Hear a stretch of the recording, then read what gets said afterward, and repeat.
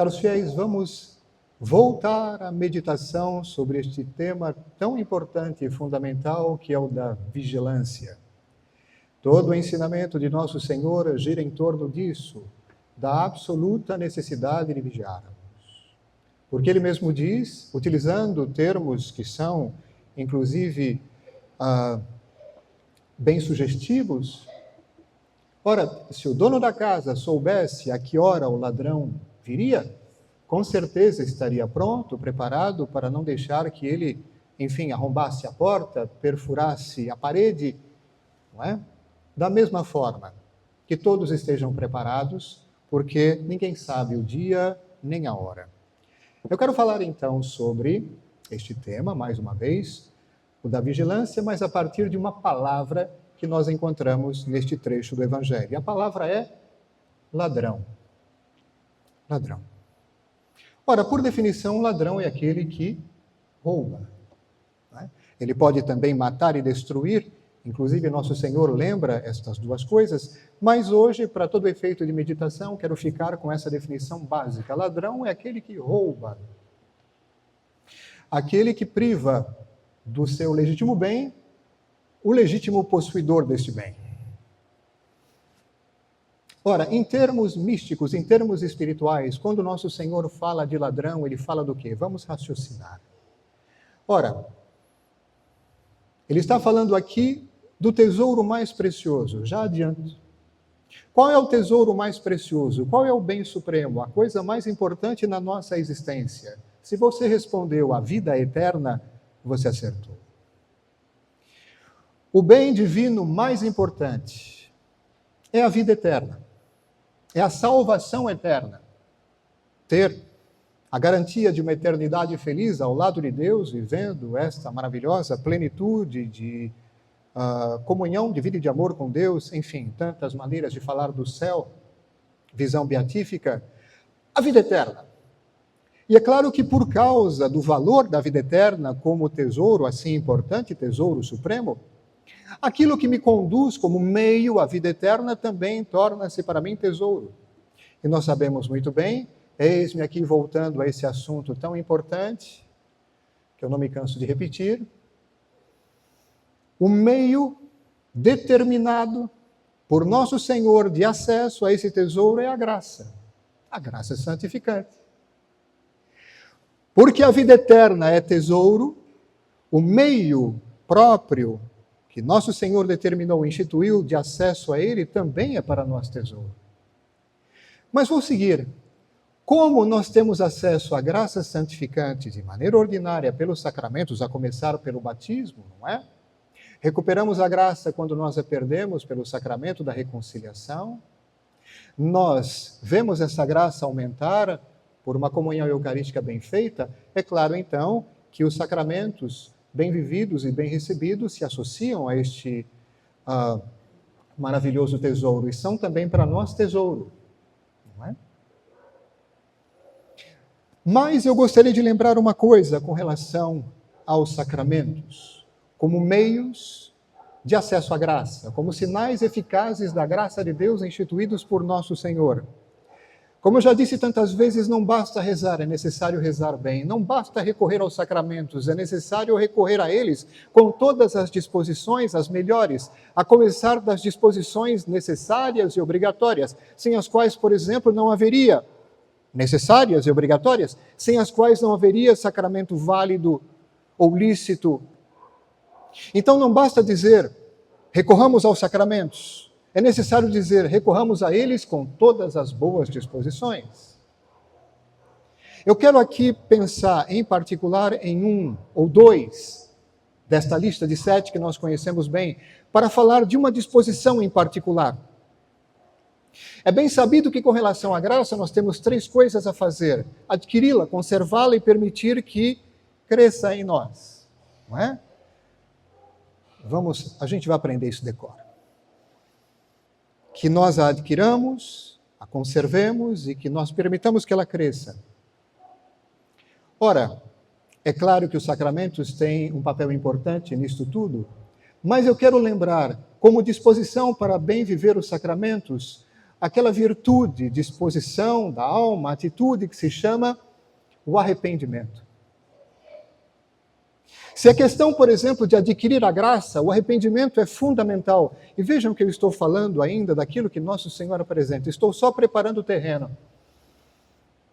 O arrependimento é algo fundamental. Não tem, por exemplo, como recuperar a graça uma vez perdida pelo pecado que nos faz perdê-la, que é o pecado mortal, sem que haja verdadeiro arrependimento com relação a este obstáculo.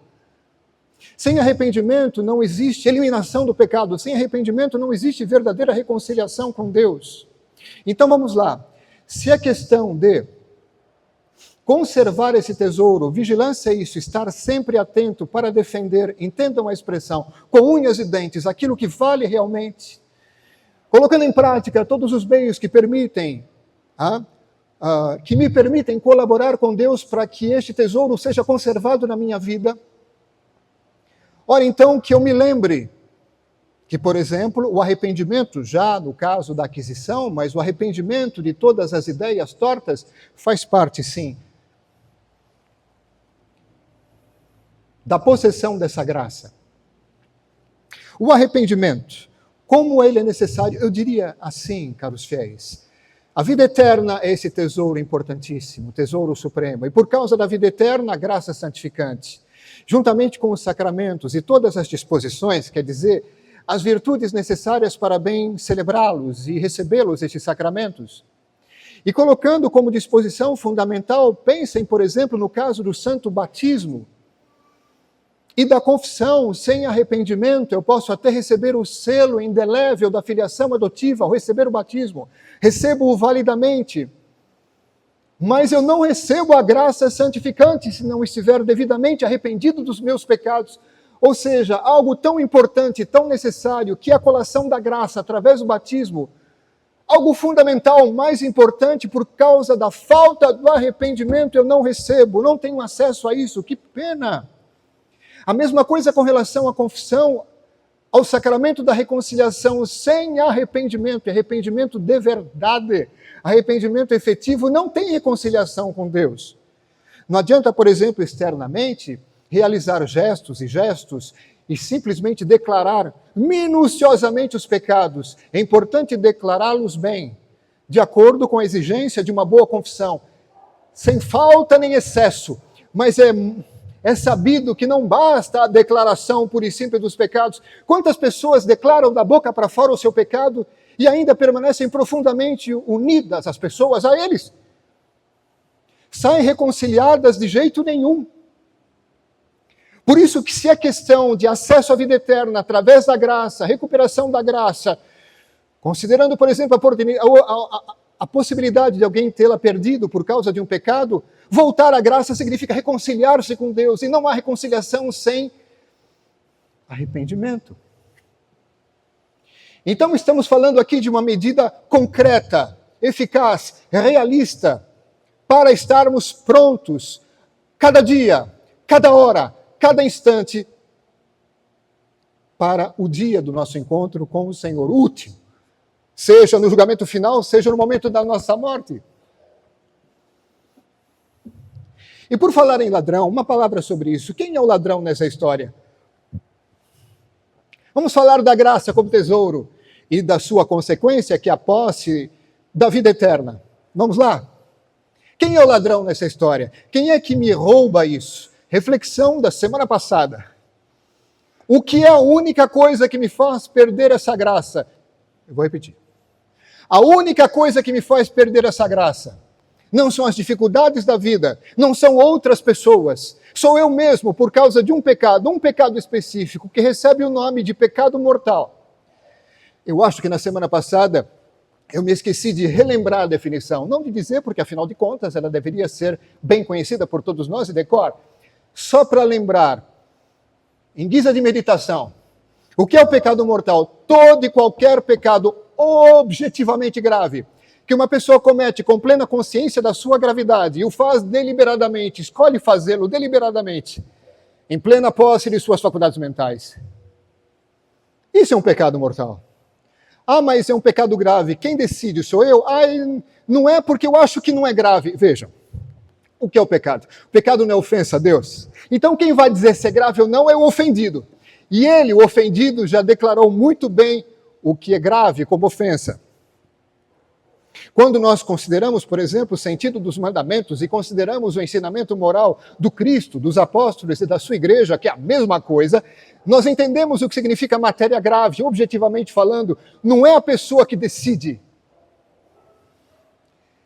Definir a gravidade ou não cai sobre o arbítrio de alguém, não é algo subjetivo, mas é algo objetivo. Ai, mas não me agrada isso, não é questão de agradar ou não. É objetivamente algo moralmente grave, então é. Mesmo que isso não te agrade, o fato de afirmar tal gravidade. Entende? Ora, devo insistir nessas coisas porque sim, a gente vai, volta, gira e cai aqui no centro, no mais importante da nossa vida espiritual, praticamente falando. Sim, eu acho que eu herdei isso dos meus pais, esse caráter pragmático. Alguma elucubração? Ok, mas o caráter pragmático, justamente, desse trabalho espiritual e dessa luta cotidiana, para amar a Deus sobre todas as coisas e acolher sempre esse tesouro, colocando em prática os meios que Ele colocou à minha disposição para que assim aconteça a conservação desse tesouro e o seu aumento. Pois bem, então o pecado mortal, lembrávamos disso na semana passada, é a única coisa que rouba a graça santificante da alma, única. Portanto, ele é o ladrão, bandido, ladrão, pecado mortal. Só que tem um outro ladrão que se associa a ele, e que vai ser ladrão dependendo do estado da pessoa na morte, que é a própria morte. A morte se apresenta como inimiga da alma se a pessoa morre em estado de pecado mortal. Mas a morte, ao mesmo tempo, se apresenta como amiga da alma se a pessoa morre em estado de graça. Se uma pessoa morre em estado de graça, que morte feliz! Que morte feliz! É tudo o que precisa. Morrer em estado de graça. Claro, outras coisas também, mas estou falando da base. Quando a morte encontra alguém em estado de graça, o dia da morte dessa pessoa é o dia mais feliz da sua vida. Porque a morte garante a plena posse da vida eterna. Tudo está definido.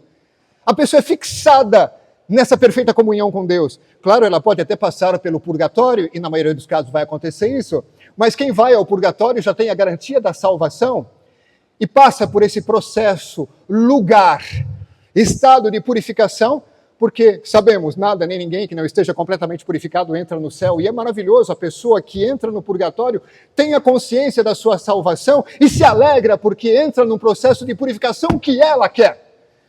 Porque o que ela quer é amar a Deus perfeitamente, entender o sentido de tudo, ok? Então, uma pessoa que morre em estado de graça, a morte para ela não é um ladrão, não é um inimigo. E o dia da morte é o dia mais feliz de sua vida, ao contrário. Uma pessoa que morre em estado de pecado mortal, a morte para ela é também inimiga. Porque a morte, nesse caso, rouba todas as últimas possibilidades que essa pessoa tinha de conversão. Morreu, acabou. Morreu em estado mortal, em estado de pecado mortal, acabou. Então a morte rouba a última ou as últimas possibilidades de mudança de conversão e de voltar à vida. Nesse sentido, por causa do estado de morte da pessoa, a morte é um ladrão, porque rouba essas ocasiões de retorno, acabou, não tem mais depois. A condenação ao inferno é definitiva e não tem volta. Veja, não estamos aqui falando de coisas banais ou secundárias ou de futilidades. Não é nada de brincadeira aqui. E vejam como tudo isso, se nós entendemos bem o ensinamento de nosso Senhor, faz parte da essência, do centro. Simples assim, não é? Daí a importância, caros fiéis, de deixar as distrações e letargia do tempo atual, porque somos muito moles e fracos e distraídos, e entorpecidos por tantas coisas que, por exemplo, são apresentadas por aí, que o mundo apresenta, e é bem assim, reparem. A pessoa, por exemplo, que deixa esse estado de letargia e de distração e fala, meu Deus, agora eu estou enxergando a coisa objetivamente. Quanta coisa me desviava o foco. Quando a gente concentra a atenção da mente, do coração, da alma, no que é essencial, no que é o mais importante, vencendo aquilo que tende a nos desviar, as distrações todas, você fala, agora enxergo, agora vai. É isso que eu desejo para nós. Não é? Isso nos lembra um outro elemento muito importante, com relação, por exemplo, a essa clareza de visão e com relação a essa força de vontade. A oração não tem como uma pessoa preparar-se sem a oração, como a morte encontrá-la preparada sem a ajuda da oração. Como nós quereríamos acolher o dom do arrependimento, que é um dom, viu? Não pensemos nós que o arrependimento é uma coisa produzida unicamente pela capacidade, pelas potencialidades e forças humanas. Não é. Quando nosso Senhor disse, sem mim nada podeis fazer, Ele está falando, claro, de tudo, mas em primeiro lugar daquilo que diz respeito ao interesse da alma. E se tem algo que diz respeito ao interesse da alma diretamente, ao arrependimento dos nossos pecados. Graça, aliás, que pedimos tão pouco, pedimos tantas coisas, mas cadê que pedimos? Com uma insistência proporcional à importância dessas graças, por exemplo, humildade. Arrependimento de todos os pecados, arrependimento incondicional de todos os pecados, arrependimento incondicional completo de todos os pecados, que grande graça! A mais importante, juntamente com a humildade, e depois a graça de perdoar sempre e tudo. Graças importantíssimas, reparem, estatisticamente, como são pouco pedidas. Não, nossa oração precisa ainda melhorar. Ela precisa reconhecer um incremento que ainda não está aí. Entende o que eu quero dizer? Não basta simplesmente acolher essa palavra dizendo tem que estar pronto. Tá bom, vou estar pronto. Não é assim, não é só estar.